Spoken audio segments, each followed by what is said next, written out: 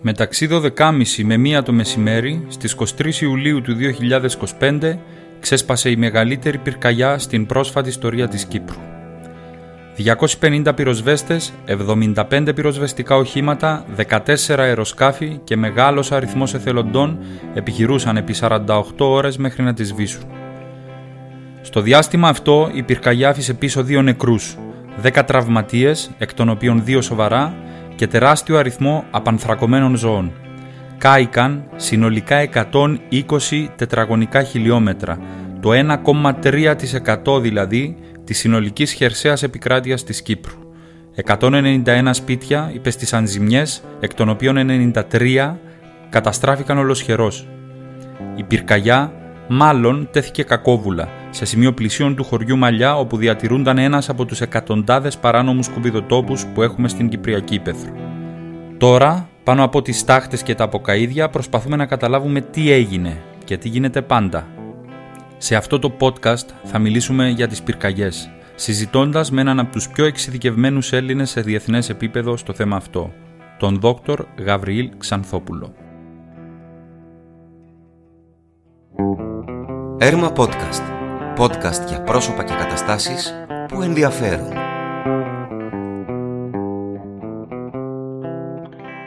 Όλα τα επεισόδια των Έρμα Podcast είναι διαθέσιμα στο Spotify, στις σελίδες του βιβλιοπωλείου το Έρμα στο YouTube, στο Facebook και στο Instagram. Φίλες και φίλοι, γεια σας.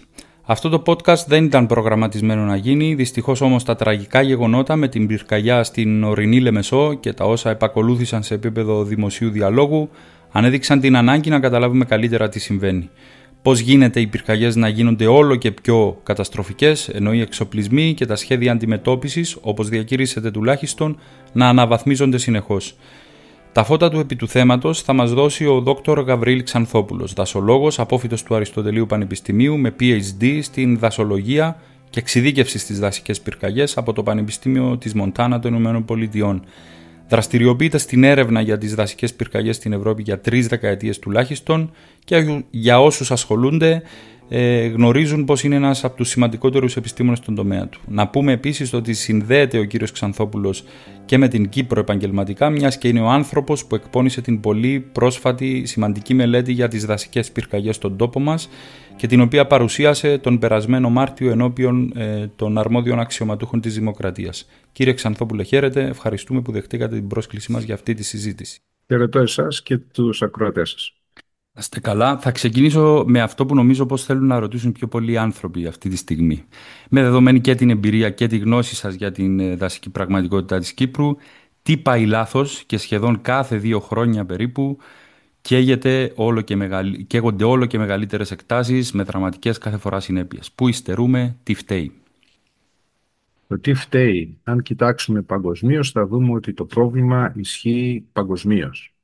Υπάρχουν δηλαδή μεγαλύτερες πυρκαγιές και κυρίως πιο καταστροφικές.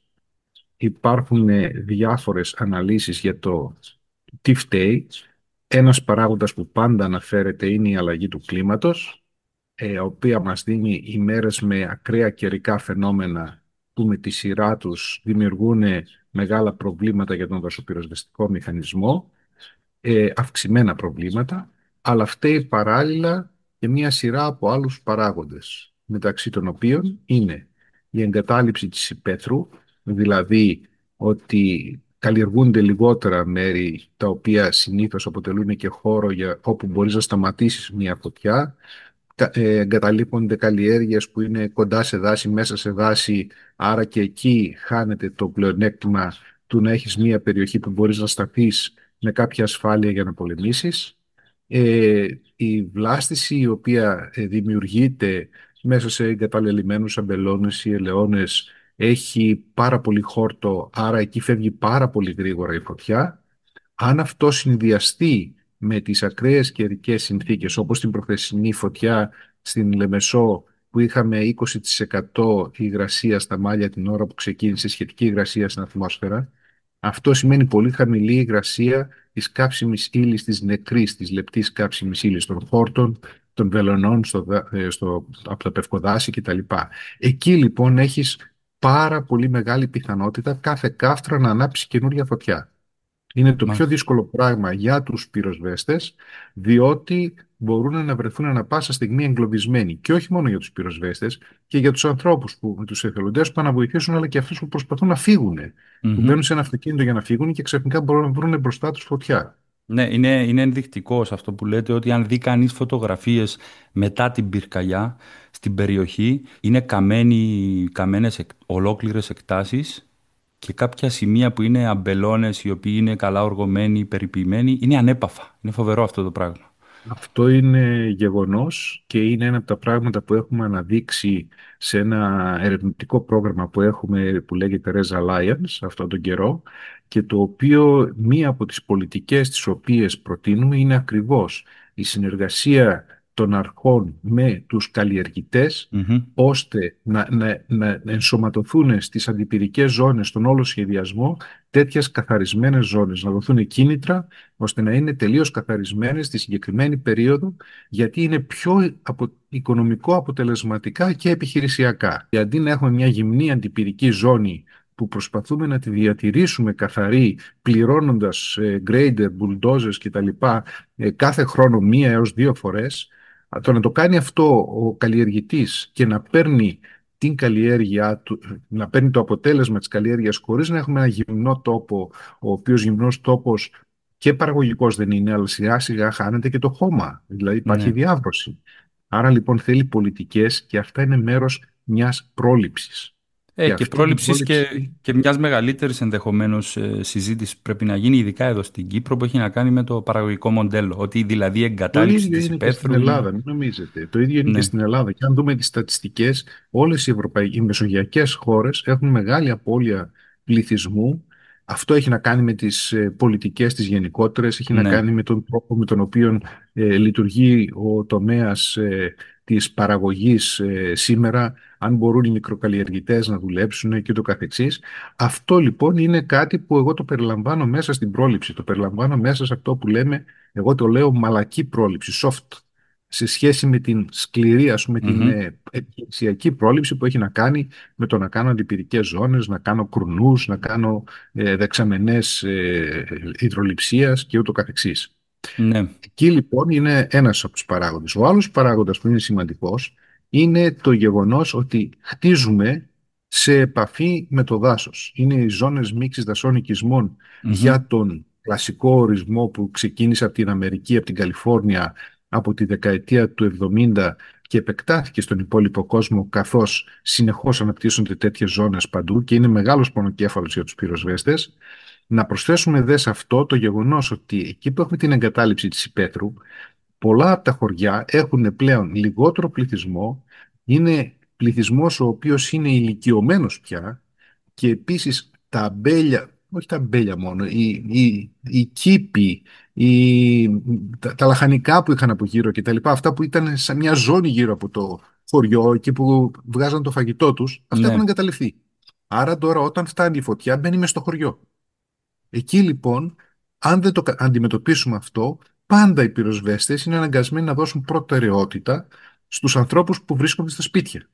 Και αν τους εκενώσουν, στην Ελλάδα συμβαίνει αυτό κατά κόρο, δηλαδή από το 2021, σε συνέχεια από το μάτι και την τρομερή καταστροφή με τους 100 νεκρούς, υπάρχει μια πολιτική εκένωσης. Με το παραμικρό εκένωση 112 μάλιστα εφαρμόστηκε πάρα πολύ άσχημα τα πρώτα χρόνια, 21, 22, 23, μέχρι και πέρσι που άρχισε να αλλάζει και να ξεκινάμε με μια προειδοποίηση αρχικά και στη συνέχεια όταν κρίνεται απαραίτητο να δοθεί η εκένωση. Όμως αυτό τι σημαίνει? Από τη στιγμή που θα εκενωθεί ένας οικισμός, οι πυροσβέστες είναι αναγκασμένοι να πάνε εκεί και να προσπαθήσουν να σώσουν τα σπίτια. Γιατί αν το σπίτι δεν έχει κανέναν γύρω-γύρω, το παραμικρό πράγμα που θα ανάψει θα κάψει το σπίτι. Τι σημαίνει αυτό? Σημαίνει ότι αυτά τα οχήματα που πηγαίνουν εκεί λείπουν από το μέτωπο. Άρα η φωτιά προχωράει ανεξέλεκτη, και ειδικά με κρίσιμες συνθήκες σε πολύ γρήγορο χρόνο, και πηγαίνει στον επόμενο χωριό. Αυτό μμμ, λοιπόν είναι ένα pattern, ένας τρόπος με τον οποίο συμβαίνει και δίνει χειρότερες καταστροφές στις πυρκαγιές μας. Με αυτόν τον τρόπο μπορεί να καταλάβει κανένας πόσο δυσκολότερο είναι το θέμα και ότι η συνεχής αύξηση των μέσων δεν πρόκειται να μας δώσει λύση. Γιατί αν μια φωτιά γίνει μεγάλη, αν βλέπατε τη φωτιά της Λεμεσού κάποιες στιγμές, έκανε ένα πυροκλαστικό νέφος από πάνω, το οποίο ήταν τρομακτικό. Δηλαδή, δεν ήξερες πού να σταθείς. Δεν ήταν μια φωτιά που ο άνεμος την κινεί προς μια κατεύθυνση, άρα μπορούμε να την περιορίσουμε δουλεύοντας στα πλάγια και πίσω για να την περικυκλώσουμε σταδιακά ώστε να φτάσουμε στο μέτωπο. Δηλαδή, σβήνοντας τα πλάγια όπου μπορεί να σταθεί κανείς. Εδώ δεν υπήρχε. Δεν υπήρχε γύρω-γύρω. Από παντού πετούσαν κάφτρες προς όλες τις κατευθύνσεις. Αυτό είναι το πιο δύσκολο για τον πυροσβέστη. Δεν μπορεί να πλησιάσει με κάποια ασφάλεια γιατί μπορεί να βρεθεί ανάμεσα από δύο φωτιές πολύ εύκολα. Αυτό που πέτυχαν οι δυνάμεις σε μια τέτοια φωτιά μέσα σε 3 μέρες να την έχουν σβήσει πλήρως. 48 περίπου ώρες, ναι. Ναι, ναι, ήταν πάρα πολύ σημαντικό. Πολύ δύσκολο. Αν δείτε στην Ελλάδα που είναι 85 αέρια μέσα, ακόμα και όταν επικεντρώθηκαν σε πυρκαγιές όπως τα Κύθυρα, όπως στη Μεσσηνία, τους πήρε 3 μέρες, που είναι πολύ μεγαλύτερες οι δυνάμεις. Mm-hmm. Είπαμε λοιπόν για την εγκατάλειψη της υπαίθρου, για τις μικτές ζώνες δάσους οικισμού. Υπάρχει κάτι άλλο που θα θέλατε έτσι να σημειώσουμε, να υπογραμμίσουμε σε ό,τι αφορά το τι φταίει? Ναι, το τι φταίει είναι ότι στην πραγματικότητα, το έχουν πει πάρα πολλοί ερευνητές παγκοσμίως, πρέπει να μάθουμε να ζούμε με τις φωτιές. Δηλαδή, αυτό δεν υπάρχει περίπτωση την καλύτερη πρόληψη να κάνουμε, να μην υπάρχουν κακόβουλοι εμπριστές και τα λοιπά, να μην ξεκινήσουν κάποιες φωτιές. Όταν εμείς κάνουμε την προσπάθειά μας χωρίς να επεμβαίνουμε μακροπρόθεσμα στην κάψιμη ύλη, δηλαδή με τη διαχείριση που γίνεται στα δάση και με την διαχείριση του αγροτικού χώρου όπως περιέγραψα, τότε υπάρχει συνέχεια φωτιάς και υπάρχει δυνατότητα να γίνει πολύ μεγάλη, πολύ γρήγορα η φωτιά. Άρα λοιπόν, το ένα είναι να μην ξεκινήσουν φωτιές, να έχουμε πληθυσμό ο οποίος όσοι είναι ικανοί και θέλουν να μπορούν να πάνε να βοηθήσουν, αλλά να είναι εκπαιδευμένοι και οργανωμένοι για αυτό το πράγμα. Δηλαδή θεωρώ, λυπάμαι πάρα πολύ που ακόμα και στην Κύπρο και στην Ελλάδα και σε άλλα μέρη βλέπω ανθρώπους την ώρα της φωτιάς να βγαίνουν με σορτσάκι, με σαγιονάρα, γυμνή από πάνω και να ρίχνουν ένα κουβά νερό. Κίνδυνος, δηλαδή, μια φωτιά που είναι στα 100 μέτρα σε καίει όταν είσαι γυμνός έτσι από πάνω. Απ' την άλλη μεριά μπορεί να στραβουλήξει το πόδι, μπορεί να μην μπορεί να ξεφύγεις μετά. Και τρίτον, με έναν κουβά νερό δεν σβήνεις τίποτα. Έναν επεινότιο πυροσβεστήρα αν έχεις, δηλαδή αν στα χωριά γίνει μια πρακτική το να υπάρχουν επεινότιοι πυροσβεστήρες σε κάθε σπίτι από ένας, οι οποίοι να δίνονται από το κράτος ή να δίνονται με να γίνει μια ισχυρή οργανωμένη παραγωγή. Θέλετε να μας πείτε λίγο τι ακριβώς είναι αυτοί οι πυροσβεστήρες? Βεβαίως. Ο επεινότιος πυροσβεστήρας μοιάζει με τον αγροτικό ψεκαστήρα που ψεκάζουμε για τα αμπέλια μας κτλ. Αλλά αυτός ο αγροτικός ψεκαστήρας έχει σαν στόχο μόνο να ψεκάσει, δηλαδή να ρίξει ένα νέφος.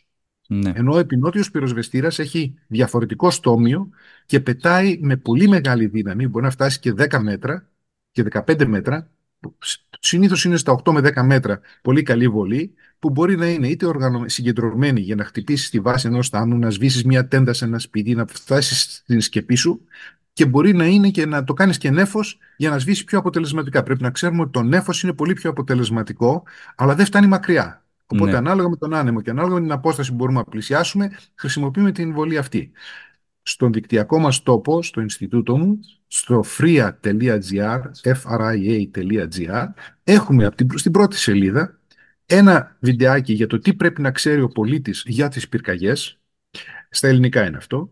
Ένα δεύτερο βιντεάκι για το τι πρέπει να κάνει κάποιος για να προστατεύσει το σπίτι του, που είναι το άλλο θέμα που θέλω να συζητήσουμε. Και ένα τρίτο που είναι τι είναι αυτός ο επεινότιος πυροσβεστήρας και πώς μπορούμε να το χρησιμοποιήσουμε. Ωραία, στα ελληνικά και στα αγγλικά. Θα παραπέμψουμε με link, με συνδέσμους κάτω και από τις αναρτήσεις που θα κάνουμε σε αυτά τα βίντεο και θα δούμε εννοείται και στην κουβέντα μας παρακάτω τι μπορεί να κάνει ο κάθε πολίτης ατομικά για να προστατεύσει τουλάχιστον το σπίτι του. Απλά αν θέλετε τώρα, επειδή ακούγεται πάρα πολύ στο δημόσιο διάλογο στην Κύπρο, έτσι υπάρχει μια κουβέντα γύρω από αυτή τη μελέτη που κάνατε και παρουσιάσατε στους αρμόδιους αξιωματούχους τον περασμένο Μάρτιο.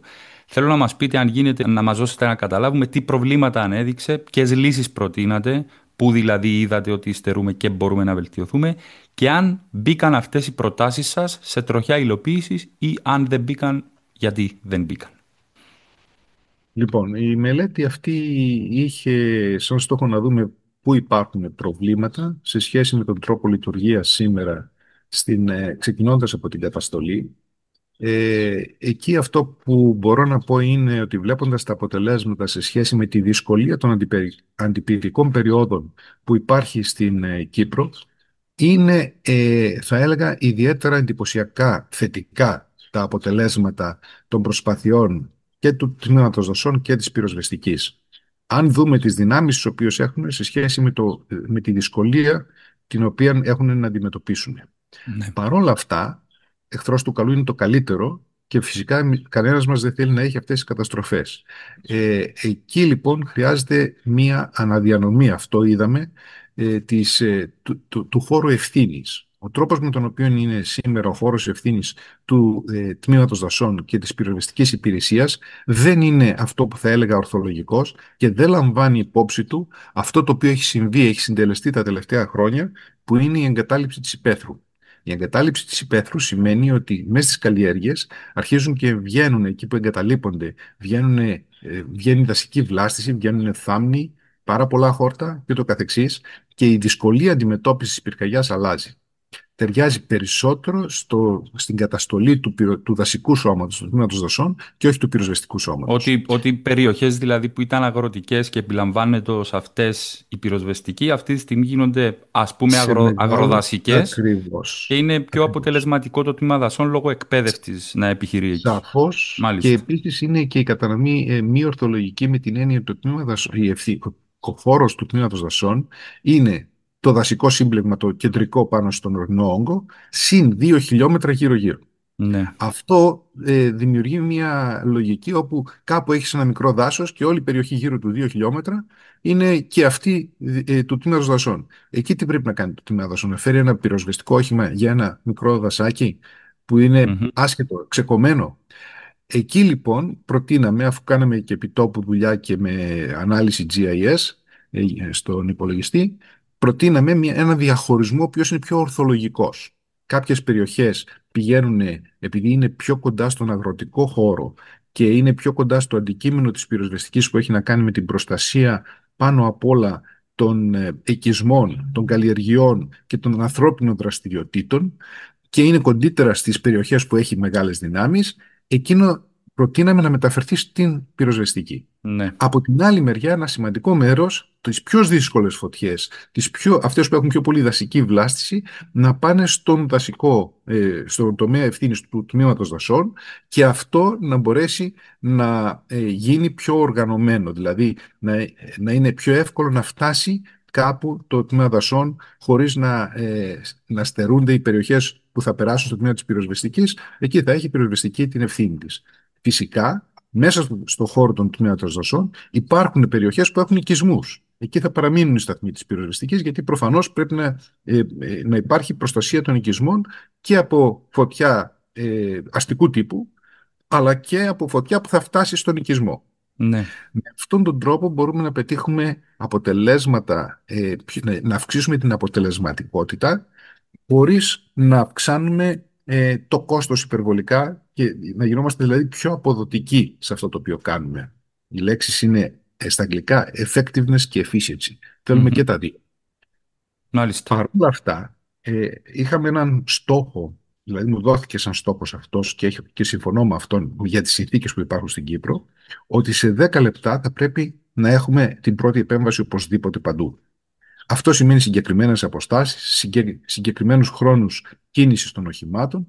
Εκεί λοιπόν αυτό που εξήγησα είναι ότι με ένα πυροσβεστικό όχημα δεν μπορεί να θεωρήσουμε ότι είναι επαρκές. Δηλαδή με τέτοιες συνθήκες όπως οι προχθεσινές στα Μάλια, δεν είναι δυνατόν και να φτάσει ένα όχημα στα 10 Ναι. λεπτά. Η Δεν μπορεί να φωτιά κάνει έχει κάτι. πετάξει ήδη κάφτρες. Οι κάφτρες είναι δεξιά-αριστερά, γύρω-γύρω. Άρα το ένα όχημα, αν εγκλωβιστεί σε ένα σημείο που σβήνει την αρχική φωτιά, οι Μμμ. κάφτρες θα προχωράνε από δίπλα. Άρα στα επόμενα 5 λεπτά θα έχουμε άλλες 5 φωτιές. Εκεί λοιπόν χρειάζεται περισσότερα οχήματα. Σε γρήγορο χρόνο να έρθουν και άλλες δυνάμεις. Άρα χρειάζεται επαύξηση του αριθμού των οχημάτων. Και χρειάζεται αξιοποίηση όλων των οχημάτων, γιατί υπάρχουν και πάρα πολλά οχήματα που είναι σε άλλους φορείς. Τοπικούς εθελοντές, το τμήμα θύρας, ακόμα και ο στρατός, ό,τι υπάρχει ας πούμε, θα πρέπει να είναι διαθέσιμο σε ένα κοινό σύστημα. Ξεκινώντας και όντας σαν βάση το τμήμα δασών και πυροσβεστική. Υπάρχει αυτό το κοινό Εκεί, σύστημα ή έχει γίνει αυτό κάποια είναι, προσπάθεια να αυτό είναι, δημιουργηθεί? αυτό είναι μέσα σε αυτόν τον σχεδιασμό, ότι θα πρέπει αυτά να προχωρήσουν και να Μάλιστα. ολοκληρωθούν. Μιλάμε για ένα σχεδιασμό τετραετίας, πενταετίας. Μάλιστα. Θα χρειαστεί κάποια επιπλέον χρηματοδότηση και αυτό είναι πλέον θέμα των πολιτικών και συζητιέται Ναι. σήμερα, γιατί υπάρχει το optimum, το βέλτιστο, και μπορεί να επιλέξουν οι πολιτικοί ότι δεν μπορώ να δώσω τόσα χρήματα, μπορώ να δώσω λιγότερα. Η ευχή μου είναι να μπορέσουν να δοθούν αυτά, να μπορέσουμε να αξιοποιήσουμε τον πληθυσμό, να μπορέσουμε να κατευθύνουμε τον πληθυσμό στο να πάρει τα μέτρα μόνος του, ακόμα και για την περίπτωση που θα φτάσει η φωτιά, παρά τις όποιες προσπάθειές μας. Σας είπα, το μότο το διεθνές είναι πρέπει να μάθουμε να ζούμε με τις φωτιές. Θα το Ναι. ακούσετε, γράψτε το, ας πούμε, θα το δείτε στο Google αμέσως. Θα υπάρχουν με πάρα πολλές αναφορές τέτοιες από διάφορους επιστήμονες και από επιχειρησιακούς. Άρα λοιπόν, θα πρέπει να προχωρήσουμε σε αυτή την κατεύθυνση οργανωμένα και να αποφύγουμε αντεγκλήσεις πολιτικάντικου τύπου. Ναι. Γιατί στην καριέρα μου, έχοντας 30 χρόνια και στην Ελλάδα που ασχολούμαι με αυτό και σύμβουλο σε υπουργεία κτλ., έχω δει πάρα πολλές φορές υπουργούς από διάφορα κόμματα που έχουν περάσει στην Ελλάδα από την διοίκηση, όταν γίνονται αυτές οι φωτιές να γυρνάνε και να κοιτάνε τους πυροσβέστες και να λένε «Μα γιατί μετά από τόσα χρήματα που δώσαμε συμβαίνει Μμμ. αυτό?» Αυτό Πάντως θα συμβεί, είναι αυτονόητο. είναι μια πάσα και για την επόμενη ερώτηση που έχω ετοιμάσει, η οποία είναι η εξής. Υπάρχει στην περιραίουσα μια αίσθηση για ανεπάρκεια ανθρώπων που κατέχουν θέσεις κλειδιά, με δεδομένο ότι έχουμε πρωτόκολλα, μηχανισμούς και σχέδια που ενεργοποιούνται αυτόματα σε κάθε κρίσιμη κατάσταση. Είναι δυνατόν η ανεπάρκεια μερικών ανθρώπων να ακυρώσει την αρτιότητα των σχεδίων αυτών και των μηχανισμών? Υπάρχει τρόπος να υπερβούμε αυτή την ανεπάρκεια, να φτιάξουμε δηλαδή σχέδια επιχειρησιακά που δεν θα ανατρέπονται και δεν θα προσβάλλονται από την ασχετοσύνη πολιτικών ή αξιωματούχων που βρίσκονται σε θέσεις που κανονικά δεν θα έπρεπε? Ή αν έχουμε και χώρες με τέτοια παραδείγματα που τα κατάφεραν Εγώ, τέλος πάντων. εγώ θα πω, αν κοιτάξουμε γύρω-γύρω, θα δούμε ότι είναι το περιβάλλον το οποίο αντιμετωπίζουμε στο κατά πόσο μπορούμε να ελέγξουμε την κατάσταση συνολικά. Η- Πάντα σε έναν μηχανισμό υπάρχει περίπτωση να έχουμε ανθρώπους που θα είναι λίγο πιο ας πούμε Ανεπαρκής. αποτελεσματικοί ή λιγότερο αποτελεσματικοί. Ναι. Υπάρχουν επίσης και κρίσιμες αποφάσεις που δεν μπορεί να τις καταλάβει ένας πολιτικός που είναι σε ένα γραφείο σε σχέση με έναν άνθρωπο που είναι στην πράξη. Θα σας Μμμ. δώσω ένα απλό παράδειγμα. Μπορεί να πεις ότι θα πάρω τα ρίσκα μου και θα σβήσω αυτή τη φωτιά εκεί πέρα, και αυτό στο 80%, στο 90% των περιπτώσεων να μου βγει και να γίνω ήρωας, αλλά στο 10% να εγκλωβιστούν αυτές οι δυνάμεις όταν δουλεύω στο όριο κάτω από αυτές τις ακραίες συνθήκες και να έχω νεκρούς. Για πείτε μου τότε, ξαφνικά Ναι. αυτός που θα ήταν ήρωας στη μία μέρα θα είναι στην άλλη μέρα ο αποδιοπομπαίος τράγος. Ναι. Υπάρχουν όρια στο πόσο προφυλαγμένοι μπορεί να είμαστε. Πράγματι, το αντικείμενο του πυροσβέστη και του δασοπυροσβέστη έχουν κινδύνους. Δεν υπάρχει κανένας που το αναρωτιέται. Λέμε ότι πρέπει να πολεμάμε την πυρκαγιά, αυτό είναι το μότο μας, να πολεμάμε την πυρκαγιά ενεργά, με δύναμη, αλλά πρώτα εξασφαλίζοντας το ότι θα είμαστε ασφαλείς. Μμμ. Αυτά λοιπόν είναι πράγματα που δεν τα καταλαβαίνουν πάντα οι πολιτικοί. Υπάρχει ένα ιστορικό στην Ελλάδα, δεν θα πω για ποιον πολιτικό, που επέμενε να μπουν μέσα οι δυνάμεις να σβήσουν και τελικά ένας στρατιώτης σκοτώθηκε από τη ρήψη ενός Κάναντερ. Αυτό πέρασε στον Ντούκου τότε, παλιά χρόνια, έτσι. Αλλά δείχνει ακριβώς το ότι ο πολιτικός δεν μπορούσε να καταλάβει ότι η φωτιά δεν σβήνεται με το να δώσει εντολή. Υπήρξε κάποια περίοδος το 1984 που πήγε να αναλάβει στην Ελλάδα ο στρατός και μέσα σε μερικούς μήνες γύρισε πίσω στην δασική υπηρεσία που ήταν τότε υπεύθυνη και της λέει πάρτε το αντικείμενο πίσω. Αυτό είναι γιατί άλλα νόμιζαν και άλλα είδαν μπροστά τους.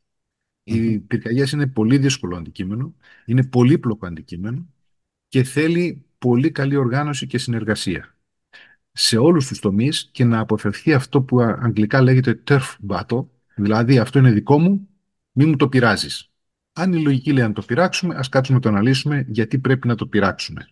Ένα παράδειγμα να δώσω, το Ναι. πόσο πολυδιασπασμένη είναι η πρόληψη στην Κύπρο. Είναι πολύ, πώς να το πω, όλοι έχουν από κάποια ευθύνη, αλλά όχι με έναν κεντρικό άξονα. Εκεί θα έβλεπα εγώ να υπάρχει μια καλύτερη οργάνωση, πιθανώς κατά το τμήμα δασών, σαν Εξηγήστε μας το, κατευθυντήρια ναι, γραμμή. εξηγήστε μας το λίγο αυτό. Ναι, η κατευθυντήρια γραμμή είναι, επειδή είναι πάρα πολλά τα στοιχεία που μπορούν να γίνουν στο θέμα της πρόληψης, θα πρέπει να υπάρχει μια οργάνωση τέτοια που να υπάρχει ο σχεδιασμός από ανθρώπους όχι μόνο δασικούς, να είναι μέσα και άνθρωποι από την πυροσβεστική, να είναι μέσα Ε, άνθρωποι από την ειδικοί επιστήμονες στην επικοινωνία, ειδικοί επιστήμονες στα θέματα υγείας, ένα σωρό δηλαδή άνθρωποι που να κάνουν έναν τέτοιο πυρήνα και αυτός ο πυρήνας να κάνει προτάσεις που να δημιουργούνται και να εφαρμόζονται και μετά ναι μεν να δουλέψει η τοπική αυτοδιοίκηση για να εφαρμόσει κάτι γιατί έχει πιο καλή γνώση του χώρου, των ανθρώπων κτλ. Αλλά να υπάρχει κάποιος έλεγχος ότι ναι έγιναν, όχι με την έννοια του ελέγχου για τιμωρία, ότι πού έχουμε ακόμα, πού υστερούμε, να το βελτιώσουμε. μάλιστα. Είμαι εναντίον των προστίμων, είμαι εναντίον του να δακτυλοδεικτούμε σε κάποιον. Είμαι υπέρ του να το κάνουμε οργανωμένα και να έχουμε αντικειμενική παρακολούθηση, monitoring και αξιολόγηση. Δεν θα πετύχουμε με την πρώτη. Δεν νομίζω ότι με ένα μόνο νόμο θα βγάλουμε όλη την άκρη. Θέλει βήματα συνεχή και θέλει αυτή την παρακολούθηση. Δεν Πάντως, ξέρω. ναι, είναι κατανοητά αυτά που λέτε. Ωστόσο, στην Κύπρο, την τελευταία δεκαετία, ούτε καν δεκαετία, από το 16 μέχρι σήμερα, έχει καεί λίγο πάνω από το 3% της συνολικής χερσαίας επικράτειας. Ε, και με αυτή την πυρκαγιά. Δηλαδή, είναι φοβερό αυτό το στοιχείο και δεν ξέρω αν μας παίρνει ο χρόνος. Είναι κατανοητά όλα αυτά που λέτε, αλλά ίσως έπρεπε κάποια πράγματα να έχουν ήδη γίνει για να μην φτάσουμε εδώ. Δηλαδή, αν σε λιγότερο από μια δεκαετία χάνουμε σε πυρκαγιές το 3% του εδάφους, και μιλάμε για πυρκαγιές που έχουν γίνει μόνο στις ελεύθερες περιοχές.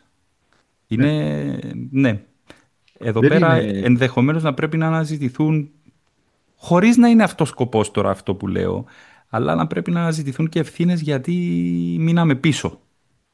Δεν νομίζω, δηλαδή το γιατί να μείναμε πίσω, είπαμε, είναι πάντα το θέμα αυτής εδώ της διασποράς στον χώρο και των ευθυνών. Και αυτό είναι που προτείνουμε στα επόμενα 4 με 5 χρόνια να το οργανώσουμε. Στο μεταξύ μπορούμε να ενισχύσουμε τα πράγματα τα οποία κάνουμε ήδη στην ίδια κατεύθυνση και βελτιώνοντας τα στοιχεία π.χ. της πρόληψης, τα οποία μπορεί να γίνουν και πιο γρήγορα Μμμ. και χωρίς μεγάλο κόστος. Ωραία. Από την άλλη μεριά, πρέπει να καταλάβουμε ότι η πυρκαγιά είναι κάτι που θα συμβεί. Δηλαδή, αν δεν διαχειρίζεσαι και δεν παίρνεις την καύσιμη ύλη, την παίρνεις δηλαδή σαν παραγωγή, το αποτέλεσμα θα είναι τελικά η φύση να το κάψει. Είναι φυσιολογική διαδικασία στα μεσογειακά δάση. Μπορώ να Μ. σας το εξηγήσω αυτό. Δηλαδή, Ευχαρίστως, σε ναι. κανένα μέρος του κόσμου δεν έχουν εξαφανιστεί οι πυρκαγιές. Και να σας πω κάτι. Αν είχαμε το τέλειο σύστημα και είχαμε έναν πυροσβέστη πίσω από κάθε ένα από τα δέντρα μας και μπορούσαμε να σβήνουμε τις φωτιές, στο τέλος θα αναγκαζόμασταν να βάζουμε εμείς φωτιές για να λειτουργήσει η φύση. Αυτό το οποίο πέφτει και συσσωρεύεται στο μεσογειακό περιβάλλον, επειδή έχουμε ξερό καλοκαίρι, δεν δουλεύουν οι μικροοργανισμοί για να το διασπάσουν και αυτό λοιπόν συσσωρεύεται. Ή θα πάρω λοιπόν την παραγωγή ή θα το αφήσω εκεί και αυτό θα συσσωρεύεται μέχρι να γίνει εκρηκτικό, να μην μπορώ να το ελέγξω στην επόμενη φωτιά. Μάλιστα, όσο πιο επιτυχημένη κάνουμε την πυρόσβεση, αν παράλληλα δεν έχουμε διαχείριση των δασών, του αγροτασικού χώρου, ουσιαστικά χτίζουμε για την επόμενη μεγαλύτερη φωτιά. Το φαινόμενο αυτό λέγεται fire paradox και αναφέρεται επίσης στη διεθνή βιβλιογραφία, το παράδοξο της φωτιάς. Όσο πιο αποτελεσματικοί είμαστε, τόσο πιο πολύ πρόβλημα δημιουργούμε.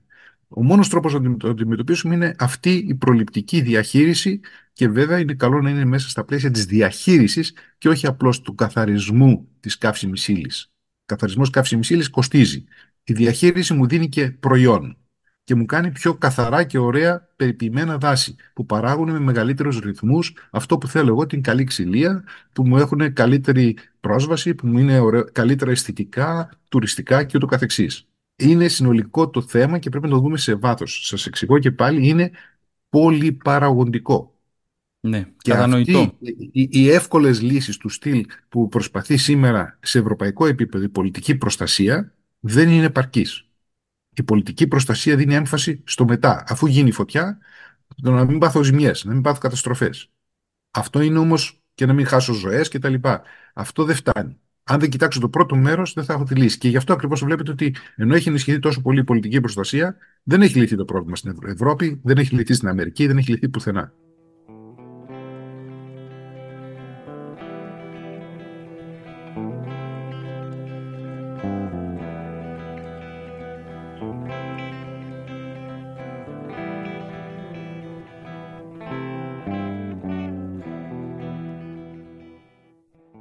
Όπως εξάγεται και από την κουβέντα που κάναμε μέχρι τώρα, οι πυρκαγιές δεν είναι φαινόμενο ούτε κυπριακό, ούτε ελλαδικό, ούτε καν ευρώ. Είναι παγκόσμιο, όπως έχετε πει και εσείς. Σε όλο τον κόσμο παρατηρείται δηλαδή και αυτή η ένταση, η όξυνση των πυρκαγιών, ότι όσο περνά ο χρόνος γίνονται όλο και πιο επιθετικές. Υπάρχουν χώρες από τις οποίες μπορούμε να αντλήσουμε γνώση για να μάθουμε και να μάθουμε κάποια πράγματα. Υπάρχει κάπου που τα καταφέρνουν καλύτερα από μας. Δεν νομίζω. Δεν νομίζω.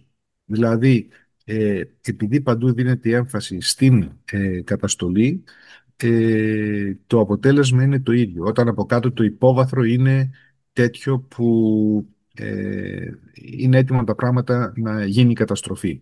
Θα σας παραπέμψω στο παράδειγμα πριν από 2 χρόνια της Χαβάης και τον περασμένο Ιανουάριο στο Λος Άντζελες, όπου το περιβάλλον ήταν τέτοιο, δηλαδή ουσιαστικά μια πυρκαγιά που ξεκίνησε από το δάσος μπήκε στην πόλη και έκαψε την πόλη. Πλέον σαν αστική πυρκαγιά επί της ουσίας. Μμμ. Δηλαδή έκαψε χιλιάδες σπίτια. Σκότωσε και ανθρώπους φυσικά. Μέσα στο Λος Άντζελες. Είναι απίστευτο. Στην ισχυρότερη χώρα του κόσμου. Ναι. Δεν είναι θέμα δηλαδή ότι μπορεί ένας πυροσβέστης την καλύτερη πρόθεση να έχει. Να σας δώσω να καταλάβετε ένα παράδειγμα, γιατί το αντιμετωπίσανε και οι πυροσβέστες της πυροσβεστικής και του τμήματος δασών στην Κύπρο προχθές. Σου λέει στα 100 μέτρα, 120 μέτρα δεν μπορούσαμε να σταθούμε. Αυτό σημαίνει αν έχεις 30 μέτρα φλόγα, στα 120 μέτρα δεν μπορεί να σταθείς. Καταλαβαίνετε τι σημαίνει. Είχαμε 30 μέτρα φλόγα. Και 20 με 30 μέτρα ήταν την δύσκολη στιγμή οι φλόγες. Άρα, πόσο πυροσβέστης να φτάσει να ρίξει νερό στην πυρκαγιά την ώρα που φτάνουν το κανόνι του ακόμα, θα φτάσει στα 30-35 μέτρα. Άρα δεν μπορεί να φτάσει στην πυρκαγιά πριν το διώξει η πυρκαγιά. Άρα, σε Ναι. αυτές τις συνθήκες, υπεράνθρωπος να είσαι, δεν μπορεί να σταματήσει τη φωτιά. Πάντως έχουν χαρακτηριστικά πια και στην Κύπρο οι πυρκαγιές αυτού που λέμε mega fire, μεγαπυρκαγιών. Σε ένα βαθμό εννοείται, δεν μιλάμε τώρα για Όχι, τις όχι, πυρκαγιές. όχι. Είναι απόλυτο αυτό. Δηλαδή, αυτή που είχατε προχθές είχε στιγμές που ήταν mega fire. Και για να εξηγήσω τι σημαίνει mega fire, mega Ναι, πυρκαγιά, δεν είναι η μεγάλη πυρκαγιά. Δεν είναι η πυρκαγιά που, ας πούμε, του Εύρου, που στην Ελλάδα, που έκαψε η μεγαλύτερη πυρκαγιά στην Ευρώπη, ποτέ έγινε το 2023 στην στη, Ελλάδα. στη Δαδιά Έτσι, και αυτό. έκαψε 950.000 στρέμματα. Δεν είναι αυτή αυτό που λέμε μέγα πυρκαγιά, όλο αυτό το πράγμα. Και για 15 μέρες. Κάποιες μέρες ήταν ήπια, κάποιες μέρες ήταν έντονη.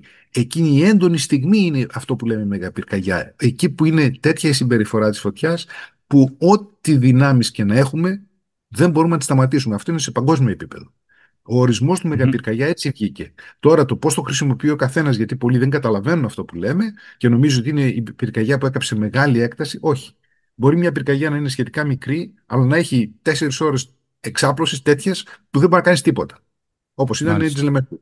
Εκεί λοιπόν, τι μπορεί να κάνεις πίσω για να είσαι ασφαλής, να σώσεις ανθρώπους και να απομακρύνεις ανθρώπους αν χρειαστεί εγκαίρος, και από εκεί και πέρα να σχεδιάσεις ήδη εκείνη την ώρα ποια ώρα, σύμφωνα με τις προβλέψεις της μετεωρολογικής υπηρεσίας, σύμφωνα με την γνώση σου πάνω στο χώρο, που έχει διακοπές, η βλάστηση κτλ., που μπορώ να είμαι ασφαλής και να την αντιμετωπίσω, και τι περιμένω να αλλάξει τις επόμενες ώρες, γιατί αυτές οι μεγαπυρκαγιές σταματάνε όταν αλλάξουν κάποιες από τις συνθήκες.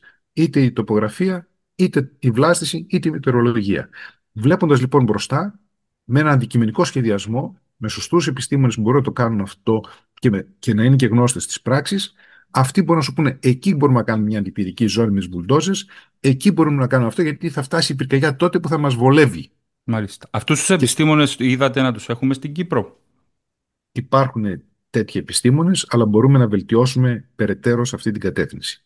Και να το κάνουμε αυτό όχι μέσα από την εμπειρία, αλλά να το κάνουμε με έναν οργανωμένο τρόπο. Νομίζω ότι θα είναι μέσα στα πλαίσια της καλύτερης εκπαίδευσης και της καλύτερης οργάνωσης που προσβλέπουμε να πετύχουμε στα 4 με 5 χρόνια μετά.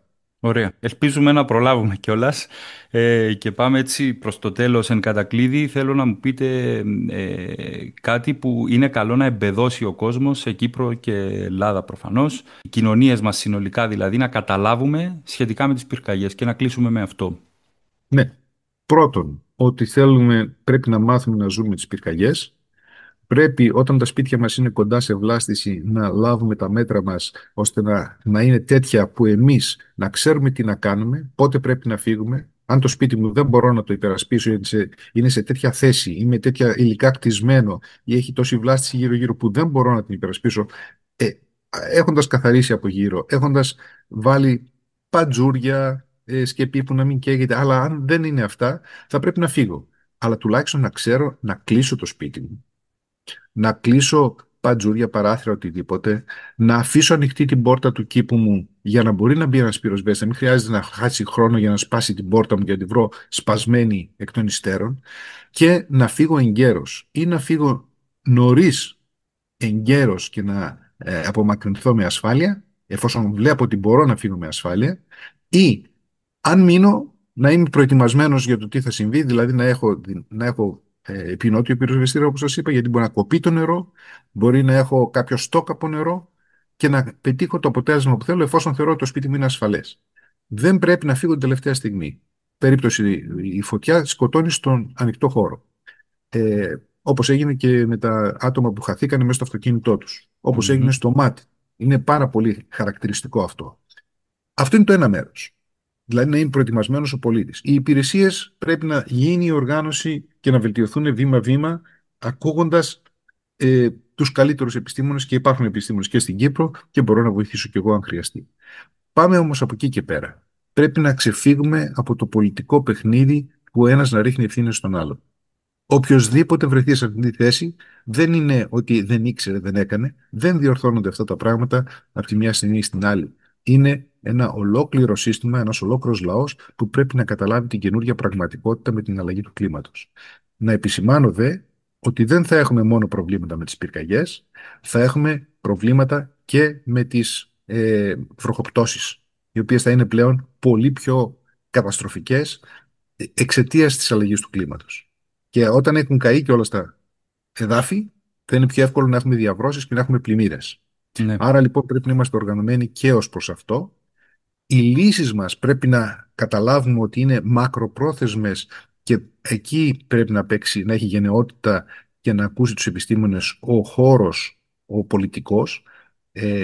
Λέω σαν παράδειγμα αυτό το πρόγραμμα που σας είπα, το Res Alliance, στο οποίο συμμετέχει και η Κυπριακός Φορέας στο Πανεπιστήμιο της Λευκωσίας και το οποίο ακριβώς βλέπει τις ανάγκες για αλλαγές πολιτικής σε σχέση με τον αγροδασικό χώρο, σε σχέση με τους πολίτες εκεί, γιατί είναι σημαντικό να συμμετέχουν στην προσπάθεια. Δεν μπορεί να γίνει απουσία αυτών ασφαλέστερος και ανθεκτικότερος η ύπαιθρος γενικά. Ναι. Και πάντως να το υπογραμμίσουμε αυτό, ότι η συμβολή των εθελοντών και κυρίως παιδιών που είτε κατάγονται είτε ζουν στις περιοχές που ήταν η πυρκαγιά ήταν καθοριστικός. Το λένε όλοι αυτό και να τους το πιστώσουμε.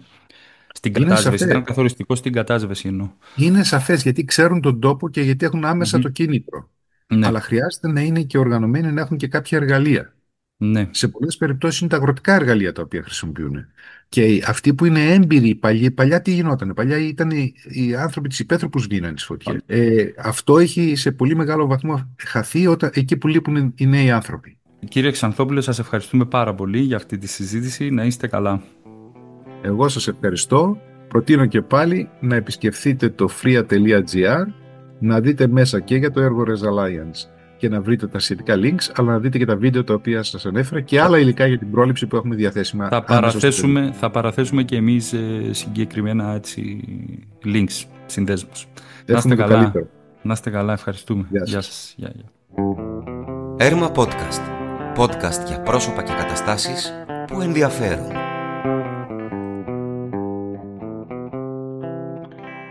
Όλα τα επεισόδια των Έρμα Podcast είναι διαθέσιμα στο Spotify, στις σελίδες του βιβλιοπωλείου το Έρμα στο YouTube, στο Facebook και στο Instagram.